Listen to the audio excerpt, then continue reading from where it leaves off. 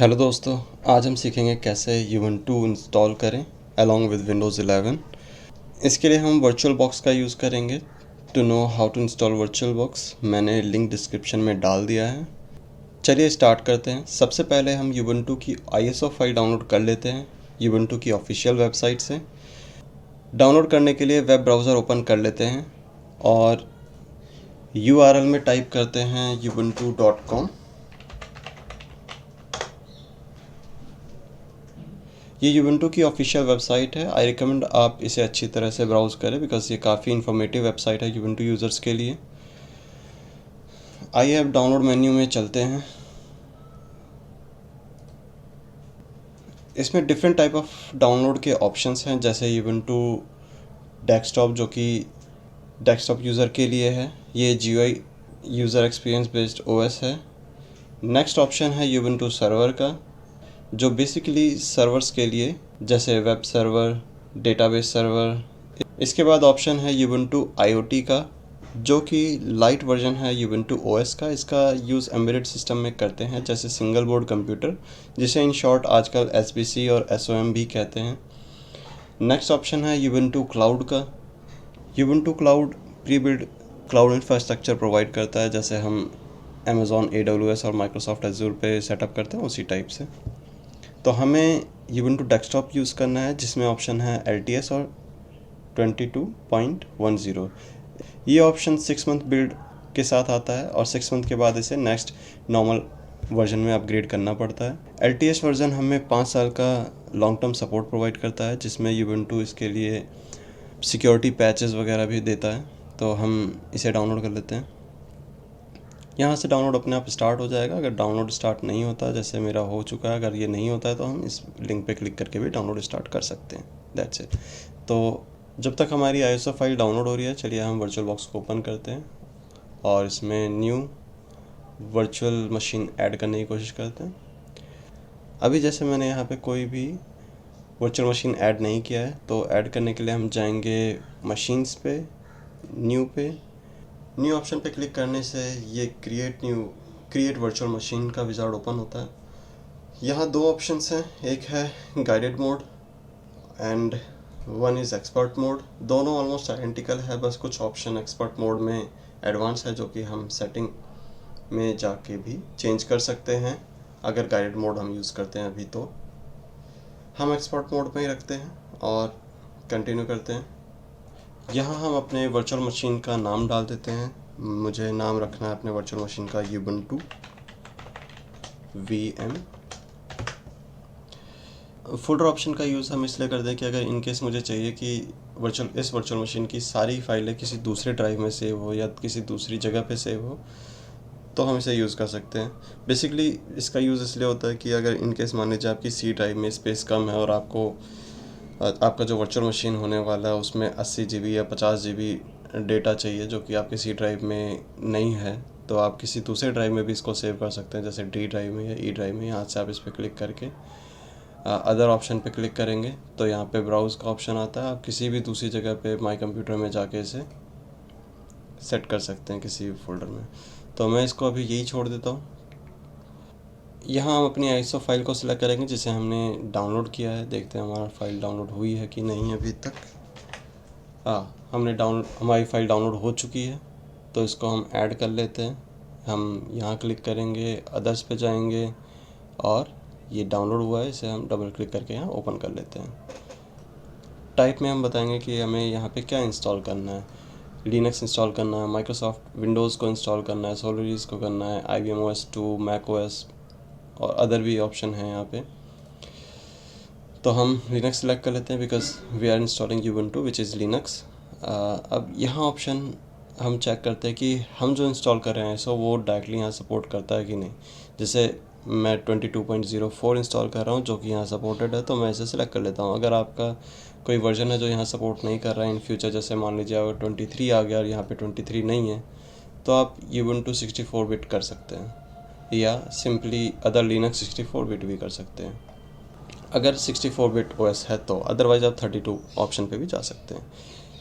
Next option है हमारा skip unattended installation का। ये ऑप्शन बेसिकली इसलिए कि अगर हम इस जगह पे अगर जो ये पैरामीटर्स मांग रहा है, अगर हम ये सारी चीज़ें प्रोवाइड कर देते हैं, या जो भी हम ISO फाइल सेलेक्ट कर रहे हैं, जो भी OS है, उसे अपने आप ही वर्चुअल बॉक्स इंस्टॉल कर देगा हमारे वर्चुअल मशीन में, जैसे हम फर्स्ट टाइम स्टार्ट करते हैं अपने वर्चुअल मशीन को। और अगर हम इस ऑप्शन को चेक कर देते हैं तो ये अनअटेंडेड इंस्टॉलेशन परफॉर्म नहीं करेगा, तो हमारा इंस्टॉलेशन मैनुअल होगा, हम खुद इंस्टॉल करेंगे सारी जो भी सेटिंग्स यूबंटू मांगता है उसको मैनुअली डाल के। ठीक है, आइए हम आगे चलते हैं इसके अनअटेंडेड इंस्टॉलेशन पे चेक करके, क्योंकि हम इसे मैनुअली खुद इंस्टॉल करेंगे। हार्डवेयर ऑप्शन में चलते हैं।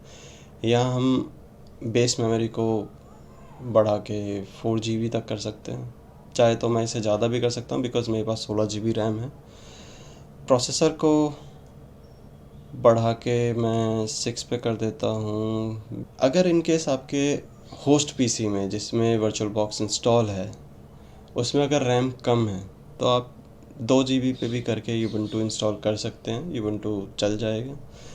अगर बहुत ही कम रैम है, जैसे बस 4 GB रैम है या 4 GB से भी कम है, तो आप 1 GB पे भी चला सकते हैं।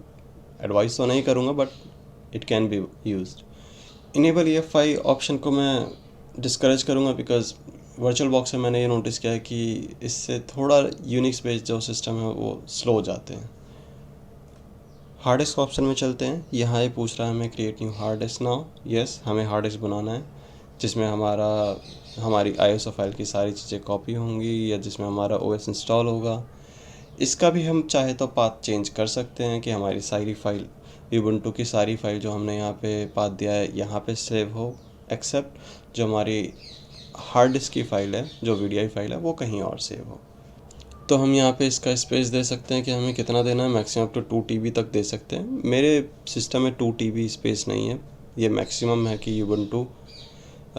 ये मैक्सिमम है कि वर्चुअल बॉक्स कितना वर्चुअल स्पेस एलोकेट कर सकता है। तो मैं यहाँ पे से approx 70 GB is I think more than enough. Hard disk type हम यहाँ से चेंज कर सकते हैं। VDI virtual box disc image है, VHD virtual hard disk image type है, VMD वर्चुअल मशीन डिस्क है, HDD parallel hard disk type है, QEME के लिए अलग अलग टाइप है, आप ट्राई कर सकते हैं। बट वर्चुअल बॉक्स अगर आप यूज़ करें तो मैं एडवाइस करूँगा वर्चुअल बॉक्स डिस्क इमेज ही यूज़ करें। Pre allocate full size option का बेसिकली मैं यूज़ नहीं करता, क्योंकि ये क्या करेगा कि आपने जितना भी यहाँ पे जैसे 70 GB स्पेस दिया है तो ये एक फ़ाइल क्रिएट करेगा ubuntu vm.vdi नाम से, और इसका स्पेस एलोकेट कर लेगा 70 GB का एडवांस में ही। चाहे आप उसमें सिर्फ इनिशियली 5 GB या 10 GB ही डेटा यूज़ कर रहे हैं, उसमें चाहे क्यों ना आप इनिशियली 5 GB या 10 GB ही स्पेस यूज़ करें, बट आपकी जो फाइल साइज़ होगी वो 70 GB की ये प्री एलोकेट कर देगा। तो मैं इसे नहीं रखता। इससे थोड़ा सा स्पीड हो सकता है कि फ़ास्ट हो अगर हम प्री एलोकेट करते हैं तो, बट आई थिंक मैं इसे ऐसे ही रहने देता हूँ। एग्जिस्टिंग हार्ड डिस्क हमारा कोई यूज़ नहीं है क्योंकि हम पहली बार बना रहे हैं। Do not add virtual hard disk कोई यूज़ नहीं है। अब यहाँ से हमारा ऑप्शन है फिनिश का, फिनिश करते हैं। ये हमारा एक वर्चुअल मशीन क्रिएट हो गया। अब यहाँ पे इसकी जनरल इन्फॉर्मेशन वगैरह बता रहा है कि भाई ये हमारा ubuntu VM है जो हमने नाम दिया, ऑपरेटिंग सिस्टम हमारा ये होगा, इसमें इंस्टॉल, इसमें रैम है हमारी इतनी, प्रोसेसर इतना है, फ्लॉपी डिस्क, हार्ड डिस्क, इसमें बूट ऑर्डर दिए हुए हैं, एक्सेलरेशन टाइप दिया हुआ है, डिस्प्ले के टाइप हैं, स्टोरेज दिया हुआ है, audio, network, USB, share folder, description. इनमें से अगर हमें कोई सी भी सेटिंग अगर इसमें से चेंज करनी है इन फ्यूचर, अगर हम चाहते हैं तो हम सेटिंग्स में जाके भी कर सकते हैं। तो सेटिंग्स में देख लेते हैं क्या क्या ऑप्शन है। जनरल के अंदर बेसिक, नेम, टाइप, वर्जन है, अगर हमें इन फ्यूचर चेंज करना है तो कर सकते हैं। एडवांस के अंदर जैसे हमारा स्नैपशॉट अगर हम लेते हैं कि भाई एक हमारा जो वर्चुअल मशीन है, स्नैपशॉट ऐसे काम करता है जैसे एक restore point, entire virtual box के स्टेट को सेव कर लेता है। तो जैसे कि अगर इन केस मान लीजिए हम कुछ न्यू सॉफ्टवेयर इंस्टॉल करना चाहते हैं लेकिन पता नहीं हमें कि इसके बाद सही चलेगा नहीं चलेगा, तो हम एक स्नैपशॉट लेके रख लेते हैं वर्चुअल मशीन का, और उसके बाद हम वो सारे सॉफ्टवेयर जो भी हमें R&D करना है हम हमारे वर्चुअल मशीन पे कर सकते हैं। अगर सही सक्सेसफुल होता है तो ठीक है, अदरवाइज़ हम इसे दोबारा से जो स्नैपशॉट हम लेते हैं उसी पॉइंट पे जा सकते हैं। तो ये उसका पाथ है कि जहाँ पे वो स्नैपशॉट सेव होगा। शेयर्ड क्लिपबोर्ड, जैसे मान लीजिए मैं अपने होस्ट मशीन पे कुछ कॉपी करता हूँ तो मैं उसको, वो जो क्लिपबोर्ड होगा वो एक्सेसिबल होगा हमारे वर्चुअल मशीन में भी। तो उसके लिए host to guest guest to host, जैसे मान लीजिए मैंने बस जो गेस्ट में कॉपी कर रहा हूँ वो बस मैं होस्ट में पेस्ट कर सकता हूँ, होस्ट से गेस्ट में नहीं कर सकता इस ऑप्शन से। इसमें उसका अपोजिट है। बाई डायरेक्शनल का मतलब ये है कि मैं होस्ट से गेस्ट में भी कॉपी पेस्ट कर सकता हूँ, गेस्ट टू होस्ट भी कॉपी पेस्ट कर सकता हूँ। यहाँ गेस्ट और होस्ट का मतलब है कि वर्चुअल मशीन के अंदर जो हमारा ओएस है, जो हमारा वर्चुअल है, और जिसमें हमारा वर्चुअल बॉक्स इंस्टॉल है सॉफ्टवेयर, वो हमारा होस्ट ऑपरेटिंग सिस्टम है। होस्ट ऑपरेटिंग सिस्टम जो हमारा रियल हार्डवेयर पे इंस्टॉल है, और जो वर्चुअल पे इंस्टॉल है वो गेस्ट ऑपरेटिंग सिस्टम है। तो इसको बाई डायरेक्शनल कर सकते हैं, क्योंकि बिकॉज़ मैं करता हूँ कॉपी पेस्ट डेटा को। ड्रैग एंड ड्रॉप भी चाहे तो कर सकते हैं बाई डायरेक्शनल। डिस्क्रिप्शन में कुछ अगर आपको लिखना है, जैसे कि virtual Ubuntu for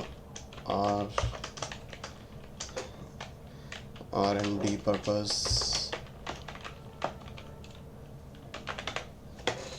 disc encryption अगर आपको लगाना है तो आप लगा सकते हैं।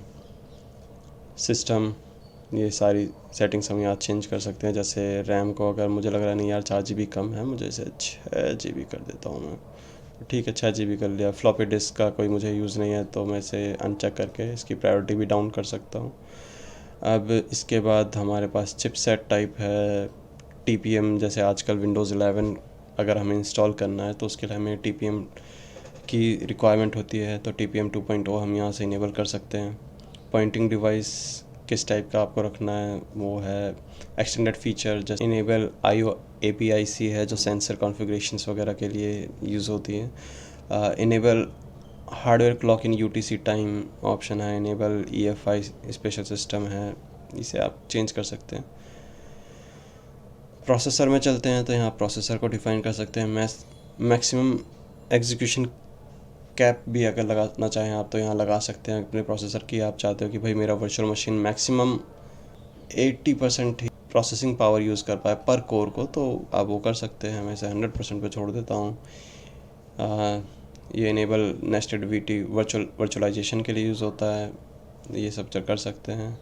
डिस्प्ले में चलते हैं। डिस्प्ले में वीडियो मेमोरी है, जिससे हम इंक्रीज़ करके 128 और 64 MB पे भी छोड़ सकते हैं, ठीक है। मॉनिटर काउंट अगर आपको मल्टीपल मॉनिटर करना है तो यहाँ से चेंज कर सकते हैं। स्केल फीचर स्केलिंग के लिए है। ग्राफिक कंट्रोलर चेंजेस हैं, यहाँ पे कर सकते हैं आप। रिमोट डिस्प्ले अगर आपको इनेबल करना है तो रिमोट डिस्प्ले यहाँ पे इनेबल कर सकते हैं। रिकॉर्डिंग अगर आपको करनी है वर्चुअल मशीन की तो आप रिकॉर्डिंग कर सकते हैं इससे। स्टोरेज, जैसा एक हमारा इसमें DVD रोम है जिसमें हमने ISO को माउंट किया हुआ है, और एक हमारा VDI virtual hard disk file है। ऑडियो इनेबल करना चाहें कर सकते हैं। नेटवर्क हम 4 अडाप्टर्स में यूज़ कर सकते हैं।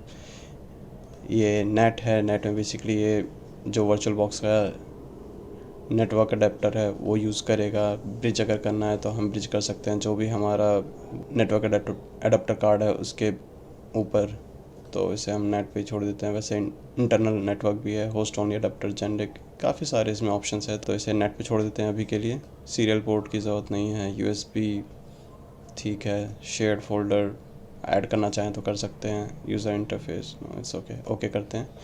तो आइए अब क्लिक करते हैं स्टार्ट पे। स्टार्ट हो रहा है अब हमारा वर्चुअल मशीन, और ये वर्चुअल मशीन हमारा स्टार्ट हो गया। ठीक है, अब ये हमें ऑप्शन दे रहा है ट्राई और install Ubuntu in safe mode. OEM install for manufacturer. Test memory हमें इंस्टॉल करना है तो इंस्टॉल पे क्लिक करते हैं। तो यहाँ से Ubuntu का इंस्टॉलेशन प्रोसीजर जो है वो स्टार्ट होता है। यही सेम प्रोसीजर अगर हम चाहें तो रियल हार्डवेयर पे भी यूज़ कर सकते हैं। सेम स्टेप्स हैं। मैं इसे मैनुअली इसीलिए कर रहा हूँ ताकि अगर इन केस किसी को इंस्टॉल करना है रियल हार्डवेयर पे तो वो इसे भी देख के कर सकता है, तो कोई ऐसा डिफरेंस नहीं है। ये जो साइड में नोटिफिकेशन आ रहे हैं बस ये बता रहा है कि भाई आपका जो वर्चुअल बॉक्स है माउस इंटीग्रेशन यूज़ कर रहा है, कि माउस को ये कैप्चर कर रहा है, कीबोर्ड को कैप्चर कर रहा है, तो आप इसे इस ऑप्शन पे क्लिक करके बंद कर सकते हैं कि आगे ये ना दिखाए। अब यहाँ ऑप्शन है हमारा ट्राई यूबंटू और इंस्टॉल यूबंटू। अगर हमें बस चेक करना है कि भाई यूबंटू कैसा है तो हम यहाँ से ट्राई यूबंटू पे क्लिक करके यूबंटू स्टार्ट हो जाएगा, जिसमें आप सारे फीचर्स चेक कर सकते हैं कि यूबंटू में क्या क्या फ़ीचर्स हैं, कैसा लग रहा है, यूज़र एक्सपीरियंस कैसा है।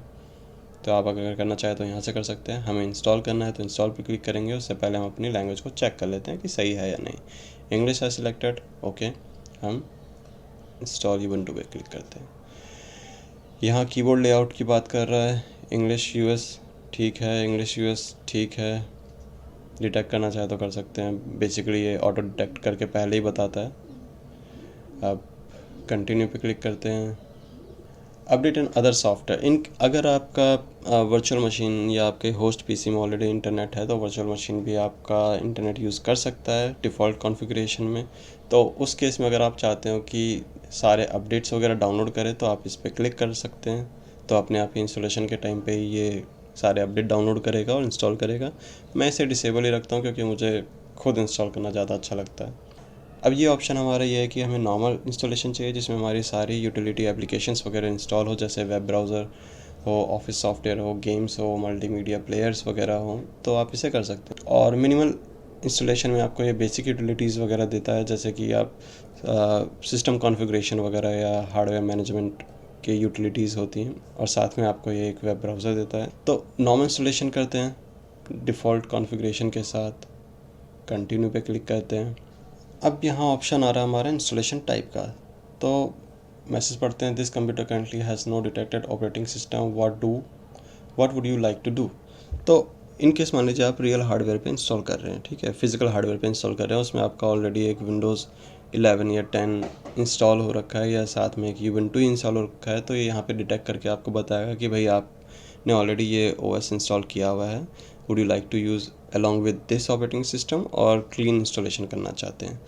तो अगर ऐसा कुछ आता है तो आप उसमें अपना डिसाइड कर सकते हैं कि आपको अदर ओएस के साथ आपको इस यूबंटू को यूज़ करना है, तो वो ऑप्शन आप सिलेक्ट कर सकते हैं। अदरवाइज़ आप simply erase disk and install Ubuntu कर सकते हैं, जिसमें आपकी सारी की सारी हार्ड डिस्क में जितने भी ओएस हैं उसको डिलीट करके फॉर्मेट करके ये नया इंस्टॉल करेगा, ठीक है। तो पूरा हार्ड डिस्क आपका इरेज हो जाएगा। तो आप इसको वार्निंग भी यहाँ पे ये दे रहा है, ये भी आप देख सकते हैं कि this will delete all your programs, document, photo, music and other files in all operating system, ठीक है। तो आप इसको चेक करके करें कि भाई आपका कोई लॉस ना हो डेटा का, ठीक है। तो अब इसमें दो ऑप्शन है, erase disk and install Ubuntu और समथिंग एल्स में हम अपने आप ही सारी कॉन्फ़िगरेशंस करेंगे हार्ड डिस्क पार्टीशन क्रिएशन वगैरह की, और इरेज एवरीथिंग में सिंपली अपने आप ही पार्टीशंस बनाएगा और इंस्टॉल कर देगा। एडवांस फीचर में ऑप्शन है कि भाई क्या करना है आपको, use LVM with new Ubuntu installation, erase disk and use ZFS। ये new type of partition scheme है जो Ubuntu के साथ अभी न्यू आया है, तो हम इसे नन पे रखते हैं, ओके करते हैं, यहीं से इंस्टॉल नाउ कर सकते हैं। पर मैं दिखा देता हूँ कि अगर इन केस आपको पार्टीशन क्रिएट करना है तो कैसे करना है। समथिंग एल्स पे क्लिक करते हैं, कंटिन्यू पे क्लिक करते हैं। ये हमें बता रहा है कि हमारे पीसी में भी एक ही हार्ड डिस्क अटैच्ड है, SDA। अगर मल्टीपल होते तो यहाँ पे SDA, SDB, SDC ऐसे ऑप्शंस होते। अब इन केस मान लीजिए इसमें ऑलरेडी पार्टीशन क्रिएट होते, जैसे ये तो अभी हमारा न्यू है, अगर इसमें ऑलरेडी पार्टीशंस क्रिएट होते तो यहाँ पे SDA1, SDA2 ऐसे करके यहाँ पे पार्टीशंस वो दिखा रहा होता। जैसे कि ये भी हमारा रॉ हार्ड डिस्क टाइप है, बिकॉज अगर इसमें कोई पार्टीशन होते तो यहाँ पे इन्फॉर्मेशन होती, या फ्री स्पेस होता तो हमारी इन्फॉर्मेशन होती। ये अभी रॉ है इसलिए यहाँ पे कोई इन्फॉर्मेशन नहीं है। तो रॉ हार्ड डिस्क को हमें अगर यूज़ करना है तो अगर आप देखें तो यहाँ पे हम पार्टीशन बना नहीं सकते। तो पार्टीशन बनाने के लिए हमें सबसे पहले क्लिक करना होगा न्यू पार्टीशन टेबल पे, जो कि एक पार्टीशन स्कीम क्रिएट करेगा इसके ऊपर और एलोकेट कर देगा कि भाई इस हार्ड डिस्क में आपका इतना फ्री स्पेस है। अब यहाँ से हम प्लस पे क्लिक करके न्यू पार्टीशंस क्रिएट कर सकते हैं। जैसे मुझे प्राइमरी पार्टीशन करना है बूट के लिए, अगर मैं चाहता हूँ तो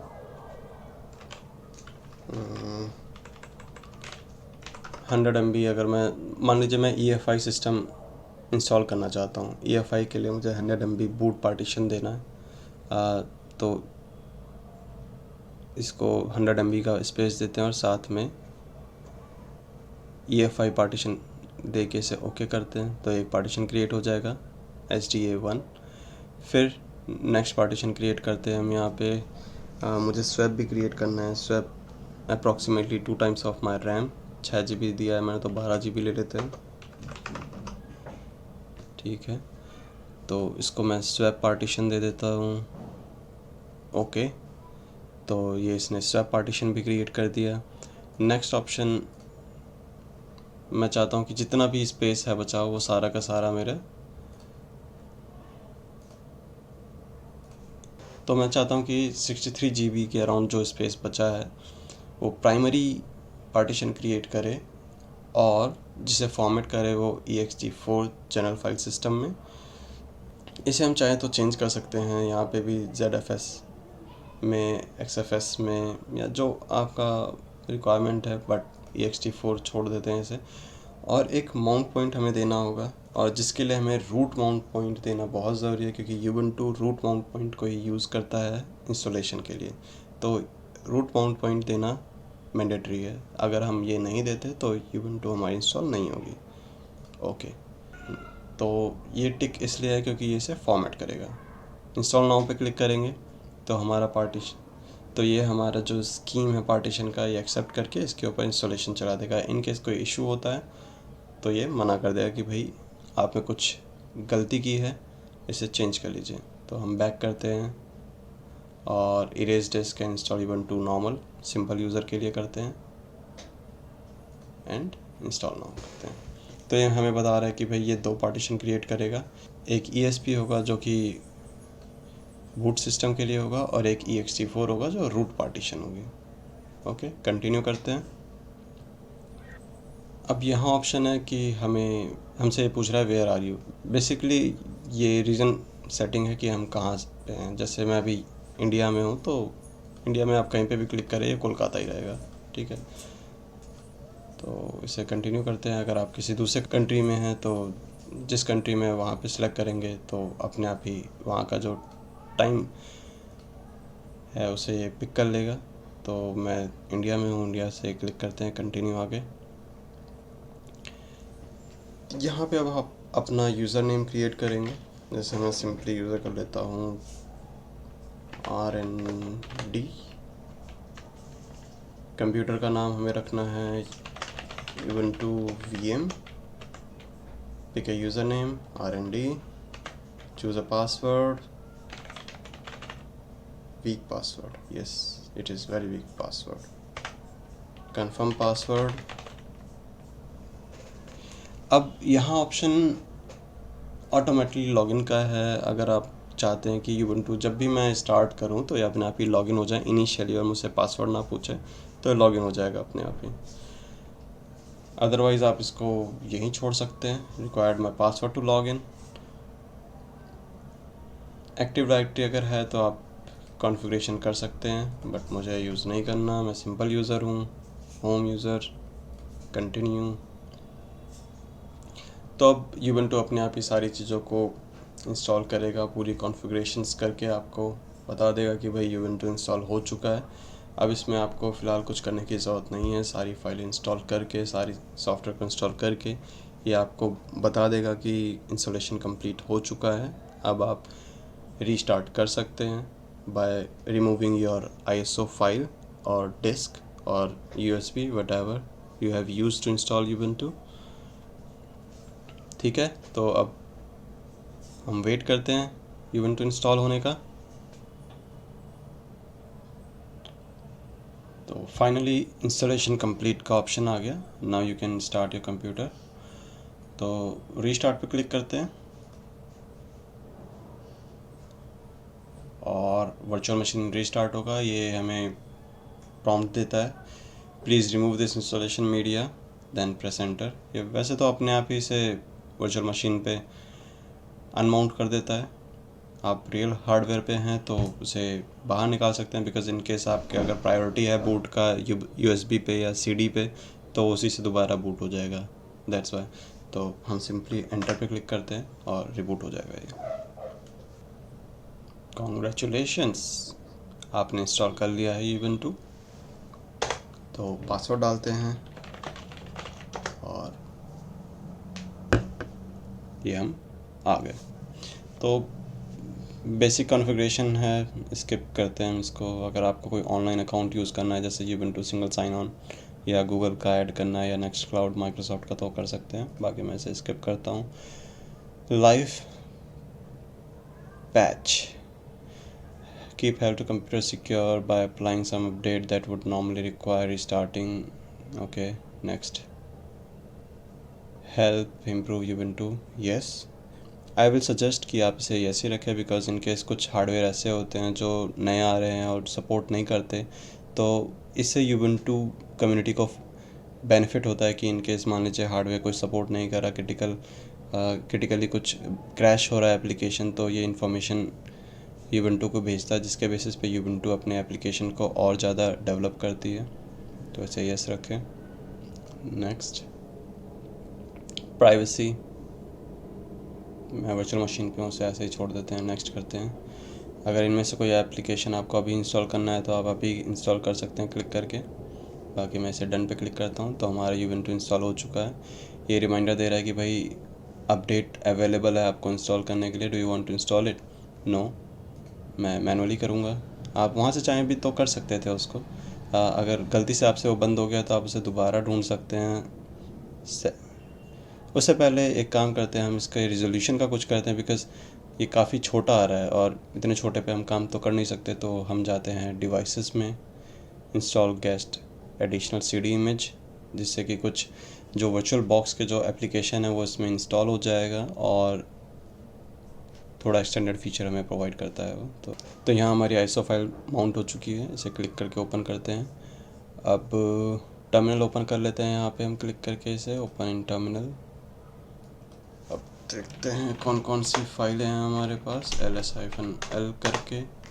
तो हमारे पास है autorun.sh, run as root sh, darwin additional uninstallation, linux additional run, Windows bypass. तो हम autorun.sh रन करते हैं, sudo bash autorun.sh।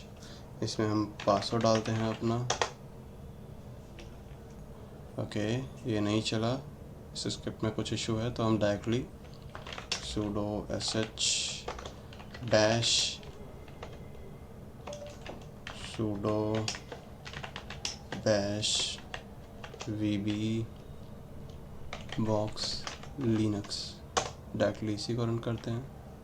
Okay, sudo bash। Okay, तो अब ये इंस्टॉल कर रहा है। This system is currently not set to build kernel module. तो अब हमें ये बोल रहा है कि भाई आप कर्नल मॉडल्स वगैरह बिल्ड नहीं कर सकते। तो उसके लिए हमें कुछ एप्लीकेशंस इंस्टॉल करने हैं, जैसे कि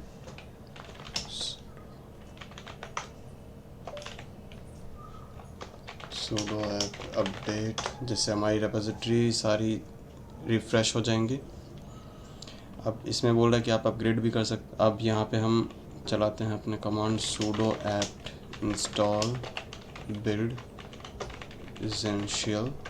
तो ये क्या करेगा, बिल्ड एसेंशियल कमांड एक पैकेज है जो कि जितने भी पैकेजेस की रिक्वायरमेंट होती है कर्नल मॉड्यूल को बिल्ड करने के लिए जीसीसी इन्वायरमेंट पे, वो सारा अपने आप इंस्टॉल कर देता है। तो हमसे पूछ रहा है कि भाई आपको आपके 6 पैकेज अपग्रेड होंगे, 40 न्यूली इंस्टॉल होंगे एंड 233 नॉट अपग्रेडेड। ठीक है, नीड टू गेट 65 MBs।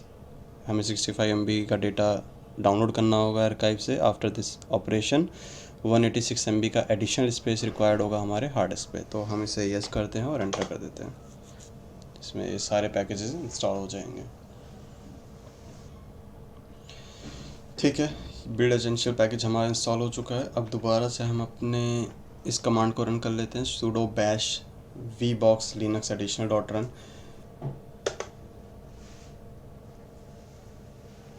जैसे हमने पिछली बार चलाया था तो उसमें कुछ पैकेजेस इंस्टॉल होंगे, तो उसे अनइंस्टॉल करने की कोशिश कर रहा है। उसके बाद ये दोबारा से इंस्टॉल करेगा।